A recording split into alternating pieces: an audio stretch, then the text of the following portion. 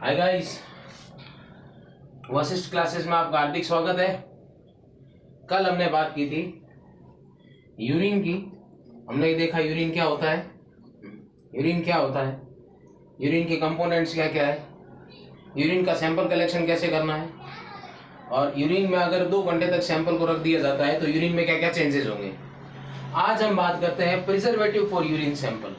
हम ये देखेंगे कि अगर कोई यूरिन का टेस्ट जिसे हमें लंबे टाइम तक परफॉर्म करना है, या किसी टेस्ट को हम लंबे टाइम तक परफॉर्म करना चाहते हैं, या वो ऐसा टेस्ट जो 2 घंटे से पहले हो नहीं सकता, 2 घंटे के बाद ही परफॉर्म किया जाएगा, तो उन कंडीशन में हम कौन कौन से प्रिजर्वेटिव्स को काम में ले सकते हैं। सबसे पहली चीज तो हमें ये ध्यान होनी चाहिए कि यूरिन सैंपल 1 से 2 घंटे के भीतर लेबोरेटरी में पहुंच जाना चाहिए और वहां उसका टेस्ट परफॉर्म हो जाना चाहिए।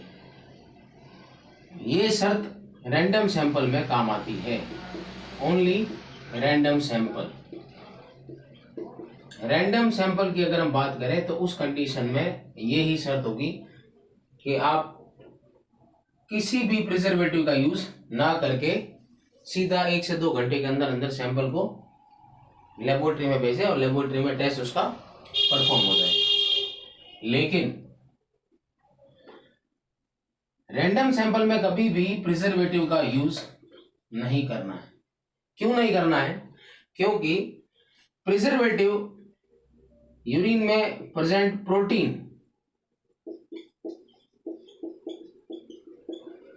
की अमाउंट को या तो कम बता देंगे या देंगे, प्रोटीन के अमाउंट में गड़बड़ आ जाएगी। दूसरी चीज, हम रैंडम सैंपल में क्या टेस्ट करते हैं, रिएजेंट स्ट्रिप मेथड से उसका केमिकल एग्जामिनेशन होता है। हम रिएजेंट स्ट्रिप के साथ उसका एक केमिकल एग्जामिनेशन करते हैं। अगर इसमें प्रिजर्वेटिव होगा तो इसमें दिक्कत आएगी। तो रैंडम सैंपल में हमें किसी भी प्रिजर्वेटिव का यूज नहीं करना है। ये चीज हमें हमेशा ध्यान रखनी चाहिए। रैंडम सैंपल 1 से 2 घंटे के भीतर लैब में पहुंच जाए, वहां उसका टेस्ट हो जाए। रैंडम सैंपल में कोई भी प्रिजर्वेटिव हमें काम में नहीं लेना है। क्यों नहीं लेना है? क्योंकि इसकी प्रोटीन की वैल्यू में डिफरेंस आएगा, और दूसरा रिएजेंट स्ट्रिप मेथड में प्रॉब्लम आएगी। ये चीजें होंगी अगर आप प्रिजर्वेटिव यूज करते हो तो रैंडम सैंपल में। लेकिन अब हमें यह देखना है कि कौन कौन से प्रिजर्वेटिव है और कौन कौन से टेस्ट में काम आएंगे, उसकी हम बात कर लेते हैं।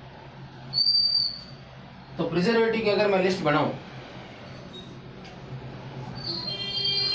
सबसे फर्स्ट प्रिजर्वेटिव आता है फ्रिज, या जिसे हम कहते हैं रेफ्रिजरेटर।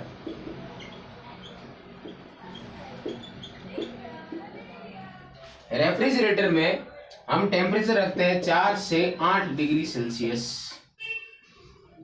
ये टेम्परेचर होता है। इस टेम्परेचर पे हम यूरिन को 8 घंटे तक प्रिजर्व करके रख सकते हैं। इस कंडीशन पे हम 8 घंटे तक यूरिन को प्रिजर्व करके रख सकते हैं। किसमें? फ्रिज में। ठीक है। दूसरा प्रिजर्वेटिव आता है हमारा HCl, तीसरा आता है टोलुइन, चौथा आता है हमारा थाइमोल, 5वां प्रिजर्वेटिव आता है फॉर्मलिन, 6ठा प्रिजर्वेटिव है बोरिक एसिड।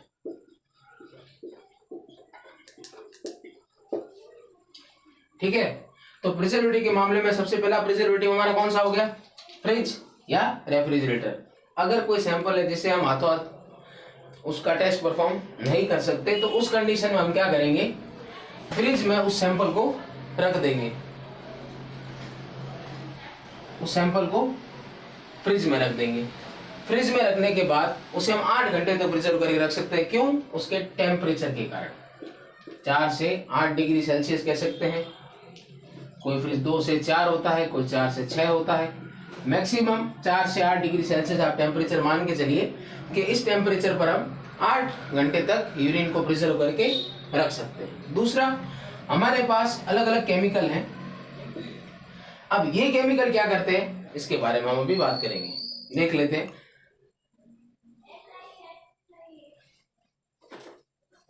तो पहला केमिकल हमारे सामने आता है HCl, हाइड्रोक्लोरिक एसिड। जैसा कि मैंने कल आपको बताया था कि 24 आवर यूरिन सैंपल कलेक्शन जब किया जाता है तो उसमें एक केमिकल डाला जाता है जिसे बोलते हैं HCl। 10% हम उसमें डालते हैं। तो इसका तो सीधा सीधा ये हो गया 24 आवर यूरिन स्पेसिमेन में काम आएगा।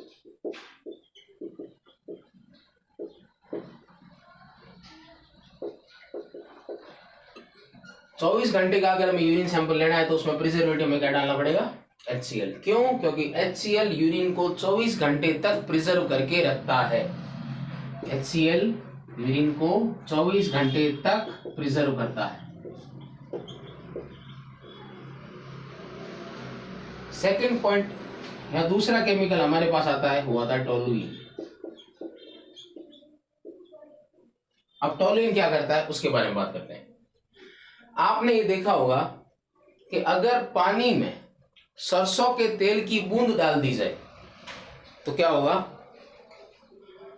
जैसे मान लीजिए ये कंटेनर है, इस कंटेनर में हमने पानी ले लिया। पानी में अगर सरसों के तेल की बूंद डाल दी जाए तो वो उसकी सतह पर एक पतली लेयर बना देते हैं, जिससे पानी का एयर के साथ कांटेक्ट खत्म हो जाता है। वैसा ही टोलुइन यूरिन के साथ करता है। जैसे ही टोलुइन यूरिन में डाला जाएगा, टोलुइन यूरिन में जैसे ही डालेंगे, यूरिन की ऊपरी सतह पर ऊपरी लेयर एक अपनी थिन लेयर बना लेगा। जैसे ही उसकी थिन लेयर बनती है तो टोलुइन एयर और बैक्टीरिया के लिए एक फिजिकल बैरियर का काम करता है।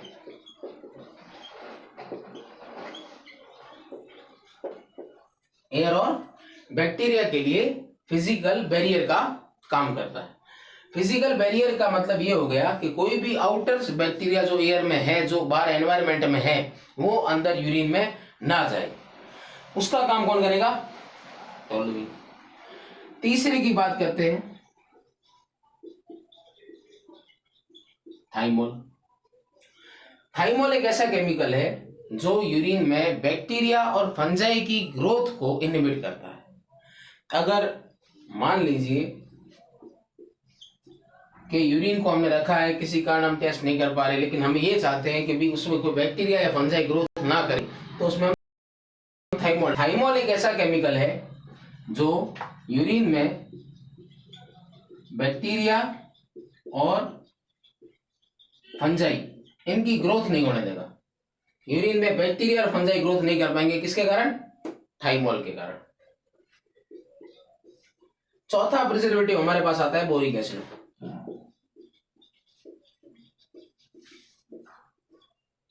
बोरिक एसिड की अगर बात करें तो बोरिक एसिड एक जनरल प्रिजर्वेटिव है। क्या है? जनरल प्रिजर्वेटिव है। किसी भी कंडीशन में आप इसको यूज करते हैं। पांचवा पॉइंट आता है हमारे पास फॉर्मूलिन।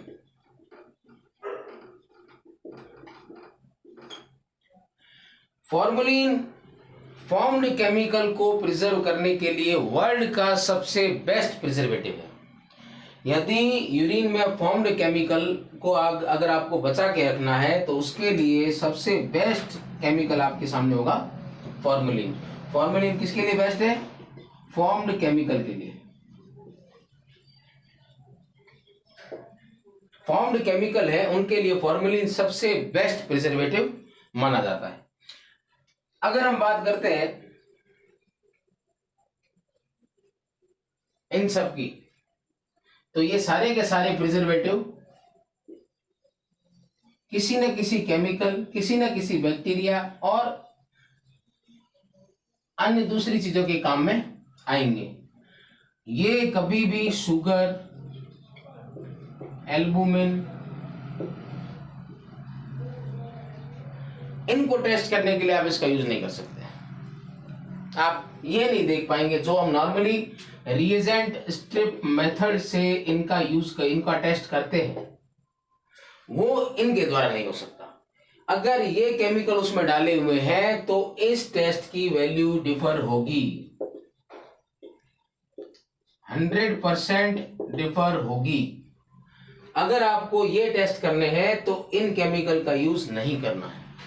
ये केमिकल तभी यूज होंगे जब यूरिन आज 2 घंटे से ज्यादा टाइम तक आप उसका टेस्ट नहीं कर पा रहे हैं, और किसी केमिकल के लिए वो हमने सब बता दिया, जैसे HCl है तो 24 आवर यूरिक स्पेसिमेन के लिए काम में आएगा, टोलुइन है तो ये एयर और बैक्टीरिया के लिए फिजिकल बैरियर का काम करेगा, थाइमोल है बैक्टीरिया और फंजाई की ग्रोथ को इनहिबिट करेगा, बोरिक एसिड जनरल प्रिजर्वेटिव है, और फॉर्मेलिन फॉर्म्ड केमिकल के लिए बेस्ट प्रिजर्वेटिव है।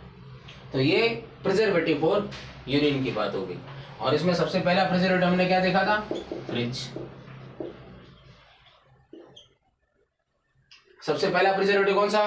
फ्रिज। दूसरा HCl, तीसरा टोलुइन, चौथा थाइमोल, पांचवा बोरिक एसिड और छठा फॉर्मेलिन। ये 6 आपको प्रिजर्वेटिव याद रखने होंगे। इन 6 प्रिजर्वेटिव से बाहर कोई दूसरा प्रिजर्वेटिव नहीं है। अब बात करते हैं, अब यहां तक हमने ये देख लिया कि कौन कौन से केमिकल बनते हैं, कैसे कैसे उनको प्रिजर्व करके रखना है, यूरिन में क्या क्या होता है, तो ये सारी चीजें हमने देख ली। अब आज हम शुरुआत कर रहे हैं फिजिकल एग्जामिनेशन की। फिजिकल एग्जामिनेशन के पहले पॉइंट को आज हम डिस्कस करेंगे, वो आप देख लेते हैं।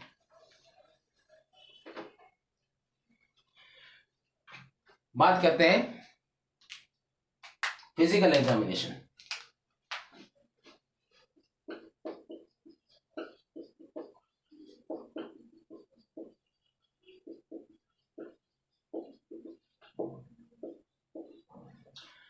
फिजिकल एग्जामिनेशन में सबसे पहला पॉइंट हमारे सामने आता है वॉल्यूम।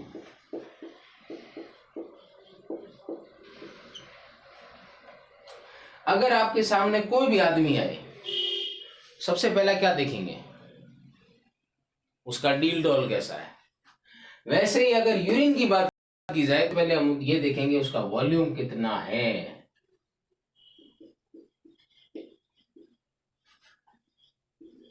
कितना यूरिन आउटपुट आ रहा है।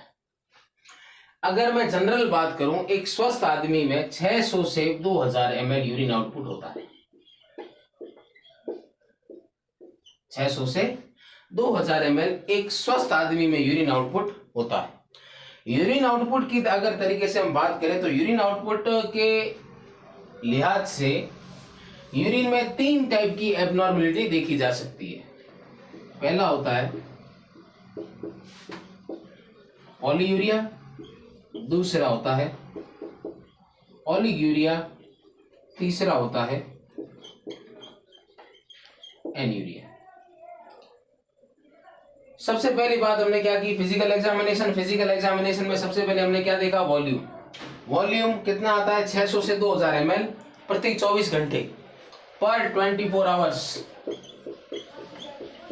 24 घंटे तक या 24 घंटे में एक स्वस्थ आदमी को आने वाले यूरिन की अमाउंट होती है 600 से 2000 ml होती है। अब इसमें 3 टाइप की एबनॉर्मलिटी हमने देखी। सबसे पहली है पॉलीयूरिया। पॉली शब्द से ही आप समझ गए होंगे, पॉली मीन्स ज्यादा। पॉली मीन्स ज्यादा। अब ज्यादा किससे? हायर लिमिट से ज्यादा। तो पॉलीयूरिया में 2000 ml प्रति 24 घंटे से ज्यादा यूरिन एक आदमी को आएगा। ओलिगूरिया, इस कंडीशन में यूरिन आएगा 600 से 600 ml से कम पर 24 आवर्स। एन्यूरिया, एन्यूरिया की अगर बात करें तो हमारी भाषा में से बोला जाता है रीनल फेलियर, कि किडनी ने काम करना बंद कर दिया है। उस कंडीशन में यूरिन आएगा 100 ml से कम पर 24 आवर्स। ठीक है, तो सबसे पहले हमने क्या देखा? वॉल्यूम। वॉल्यूम में क्या देखा? कितनी होती है? 600 से 2000 ml पर 24 आवर्स। उसमें 3 एब्नॉर्मलिटी है। पहली पॉलीयूरिया, दूसरी ओलिगूरिया, तीसरी एन्यूरिया। पॉलीयूरिया में 2000 ml से ज्यादा 24 आवर्स में, ओलिगूरिया में 600 ml से कम 24 आवर्स में, और एन्यूरिया 100 ml से कम 24 आवर्स में। अब हम बात करेंगे कि पॉलीयूरिया किन किन कंडीशन में हो सकता है, ओलिगूरिया किन किन कंडीशन में हो सकता है, और एन्यूरिया किन किन कंडीशन में हो सकता है।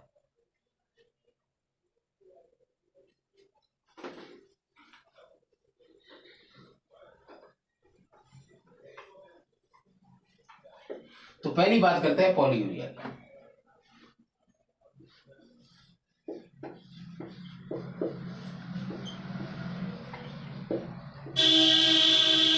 पॉलीयूरिया। पॉलीयूरिया में यूरिन आउटपुट 2000 ml पर 24 आवर्स से ज्यादा होगा। इसकी अमाउंट 2000 ml पर 24 आवर्स से ज्यादा होगी। अब ये कब दिख सकता है? तो सबसे पहला होता है diabetes insipidus,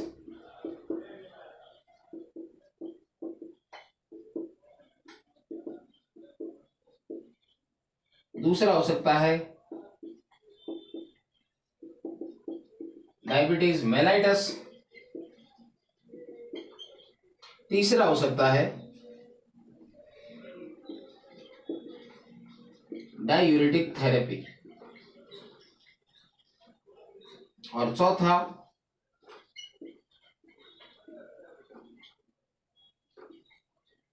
chronic renal failure. ये 4 कंडीशन है जिनमें पॉलीयूरिया की कंडीशन आपको देखने को मिल सकती है। तो सबसे पहली बात करता हूं मैं डायबिटीज इंसिपिडस। डायबिटीज इंसिपिडस में क्या होता है वो देखते हैं। डायबिटीज इंसिपिडस में क्या होगा, हमारी बॉडी में एक हार्मोन निकलता है जिसे कहते हैं एंटी डायूरेटिक हार्मोन।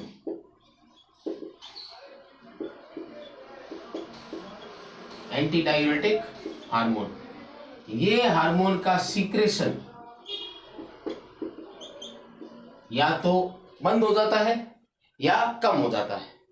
अगर एंटी डायूरेटिक हार्मोन का सीक्रेशन कम हो गया या बंद हो गया तो उस कंडीशन में क्या होगा, एंटी डायूरेटिक हार्मोन हमारी बॉडी में वाटर को प्रिजर्व करके रखने का काम करता है, वाटर को रोकने का काम करता है कि पानी किसी भी तरीके से शरीर में रुके, कम से कम पानी शरीर से बाहर जाए, तो वो काम करता है एंटी डायूरेटिक हार्मोन।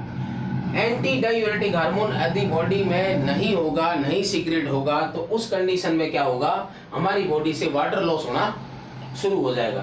तो उस कंडीशन में जब एंटी डायूरेटिक हार्मोन हमारी बॉडी में काम नहीं कर रहा होगा या नहीं होगा, तो उस स्थिति में डायबिटीज इंसिपिडस उसे कहा जाता है। और डायबिटीज इंसिपिडस में पॉलीयूरिया में 2000 ml पर 24 आवर्स से यूरिन ज्यादा आता है। पहला। दूसरा डायबिटीज मेलाइटस। डायबिटीज मेलाइटस में बॉडी में बढ़ जाता है। जब बॉडी में ग्लूकोज लेवल बढ़ेगा, इंसुलिन अपना काम करना कम कर देता है या बंद कर देता है, उस स्थिति में शरीर में से ग्लूकोज को बाहर निकाला जाता है बॉडी के द्वारा। जब बाहर निकलेगा तो उस परिस्थिति में क्या होगा, पानी की ज्यादा अमाउंट चाहिए, क्यों, ग्लूकोज तो यूरिन के थ्रू बाहर जाएगा, और जब यूरिन के थ्रू ग्लूकोज बाहर निकलेगा तब पानी ज्यादा चाहिए। तो उस कंडीशन में भी क्या होगा, तो उसे क्या कहेंगे, उसे कहेंगे ऑस्मोटिक डाईयूरेसिस या ऑस्मोटिक डाईयूरेसिस। ऑस्मोटिक डाईयूरेसिस का मतलब ये होगा कि शुगर ज्यादा है बॉडी में,